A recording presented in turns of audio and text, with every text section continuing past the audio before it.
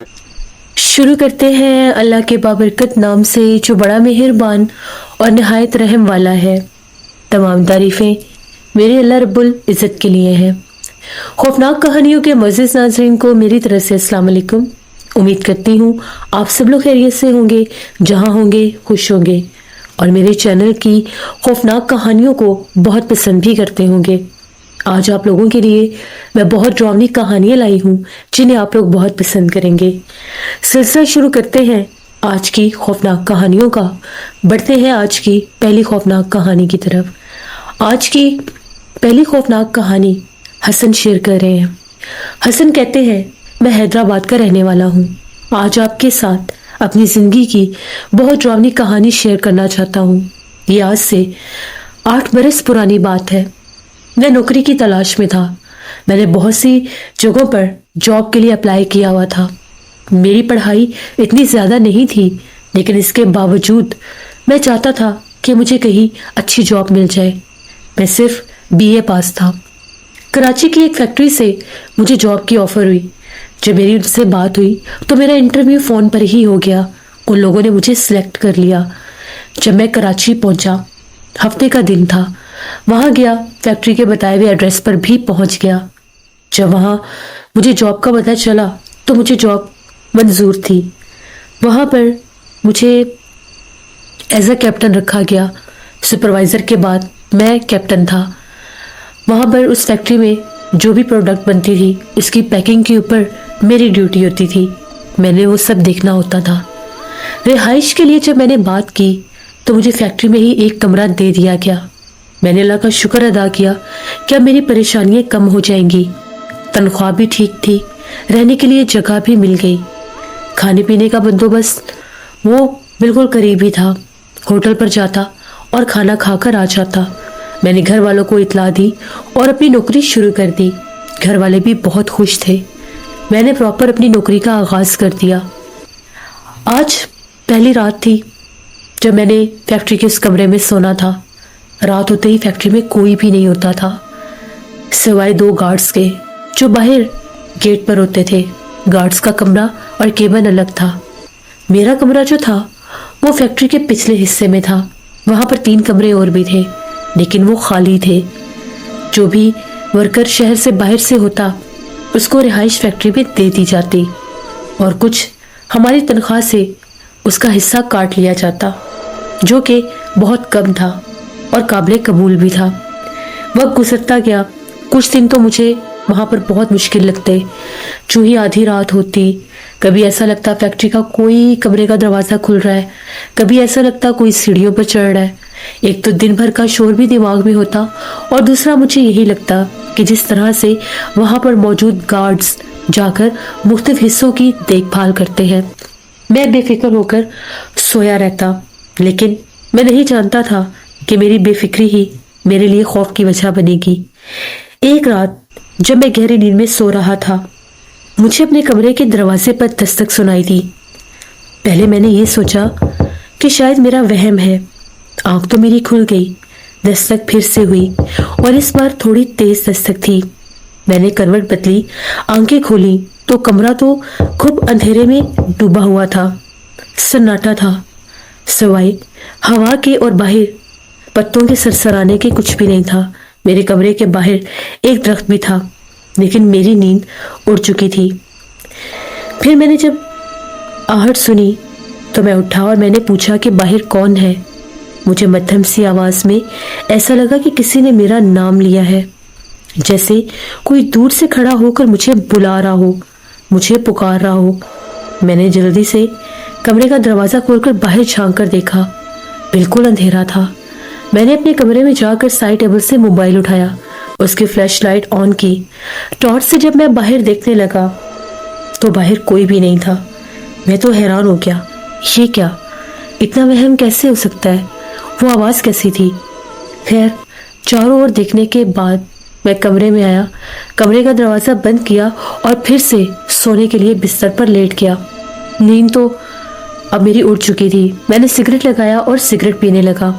हाँ, मैं सिर्फ सिगरेट पिया करता था और किसी किस्म के मंशियात में मैं इन्वॉल्व नहीं था, ना ही आती था। सिर्फ स्मोकिंग करता था। थोड़ी ही देर गुजरी होगी, सिगरेट पी रहा था।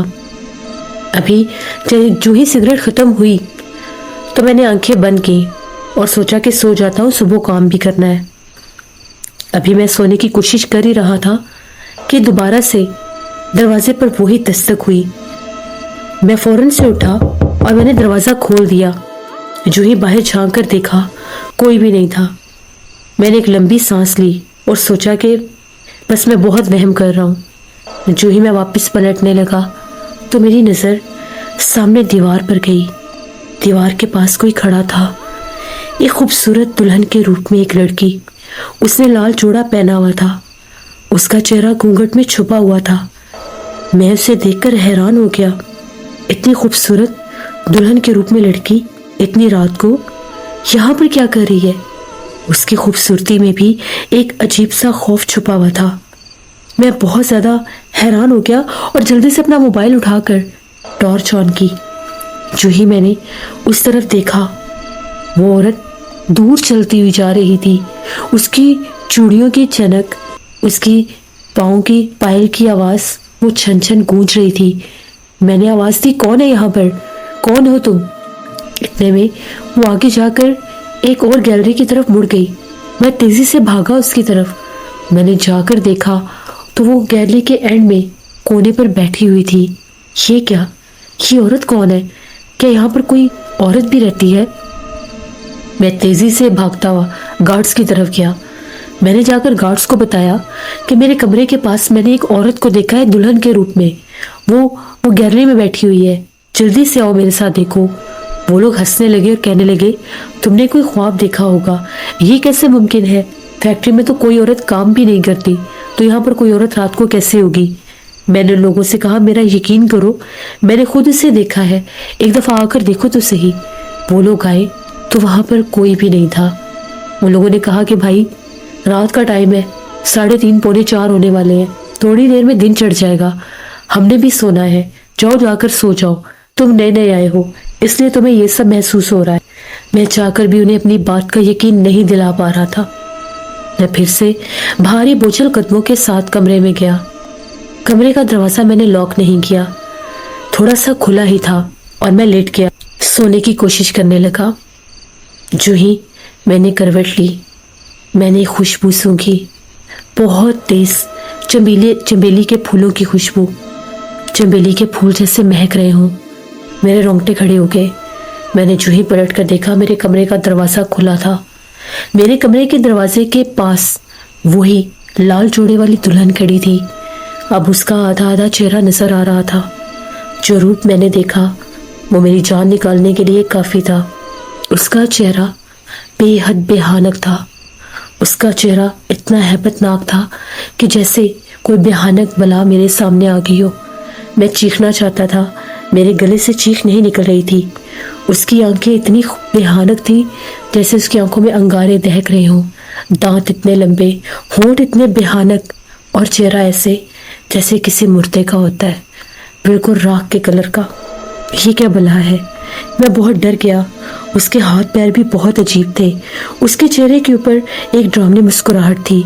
ना चाहते हुए भी मेरी हलक से एक चीख गूंजी और मेरे हलक से निकलते चीख के साथ वो गायब हो गई। मैं बहुत ज़्यादा डर गया। ये क्या था? तेज़ी से उठते साथ ही मैंने कमरे का दरवाज़ा बंद कर लिया। मुझे बहुत डर लग रहा था। ऐसे लग रहा था कि जैसे वो उस दरवाजे के पीछे छुपी है। उस रात के बाद मेरी रातों की नींद उड़ चुकी थी। हर रात मुझे एहसास होता कि जैसे मेरे कमरे के बाहर वो चक्कर लगा रही है। मैं जिसे भी ये बात बताता कोई मेरी बात पर यकीन ना करता, लेकिन हर दिन मेरे लिए बहुत मुश्किल होता जा रहा था। पहली छुट्टी जब मैं घर गया, मेरे घर वाले मुझे देखकर बहुत हैरान हो गए कि मैं इतना कमज़ोर कैसे हो गया हूँ। मेरी आंखों के नीचे गहरे स्याह हल्के थे जो इस बात की गवाही दे रहे थे कि मैं कई रातों से सो नहीं सका, क्योंकि हर रात मेरी इस खौफ से गुजरती थी कि कहीं वो आ ना जाए। घर वालों से मिलने के बाद मैं एक साहिब इल्म को जानता था।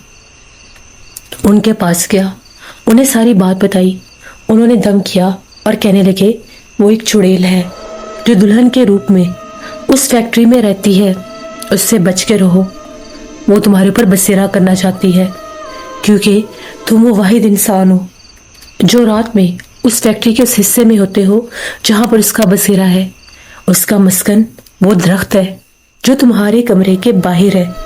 इसीलिए वो कई रातों से तुम्हें देख रही थी और अब तुम्हारे पीछे लग गई है। ये हिफाजत का तावीज़ अपने गले में रखो ताकि तुम्हारे जिस्म के ऊपर वो हावी ना हो सके। वो कोशिश करेगी तुम्हारे जिस्म पर हावी होने की, चाहकर भी दोबारा उसके पीछे मत जाना। वो तुम्हें बहुत मजबूर करेगी कि तुम उसके पीछे जाओ।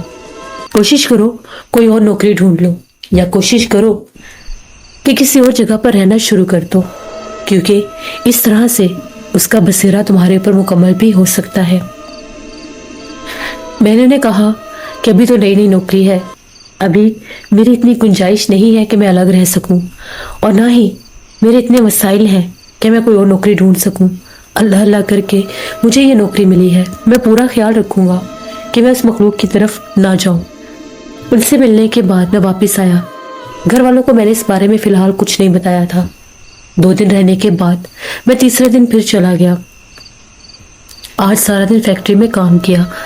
फैक्ट्री के 1-2 लोगों ने भी इस बात की तस्दीक की। उनका ये कहना था कि तुम सच कह रहे हो। फैक्ट्री का वो हिस्सा जिस तरफ लेबर रूम है, जिस तरफ हमारे कमरे हैं, वहाँ पर अक्सर मुझे भी किसी की मौजूदगी का एहसास हुआ है। एक लड़का फारूक ये कहने लगा, एक रात बहुत तेज़ बारिश थी तो मुझे भी यहाँ पर रुकना पड़ा। वो रात मुझे किसी ने यहाँ पर सोने नहीं दिया। रात भर बाहर से किसी की आवाज़ें गूंजती थी और बार बार कोई आकर कमरे का दरवाज़ा खटखटाता था।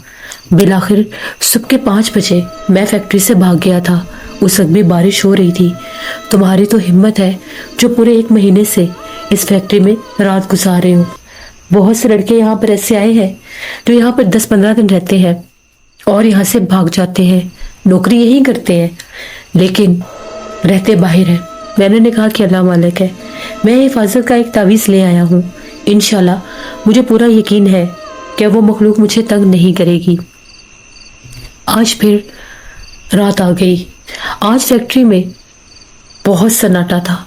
ऐसे लग रहा था कि आज फैक्ट्री पहले से ज़्यादा पुरसरार और वीरान लग रही है। काफ़ी देर मैं गार्ड्स के पास बैठा रहा। मुझे नींद आ रही थी। मैं उठा और कमरे की तरफ आने लगा, तभी लाइट ऑफ हो गई। मैंने गार्ड से पूछा तो उसका ये कहना था कि अभी जनरेटर चलाते हैं, जनरेटर ख़राब हो चुका था और लाइट अक्सर चली जाया करती थी, लोड शेडिंग होती थी। मैं अपने कमरे की तरफ आया। कमरे में बहुत घुप अंधेरा था।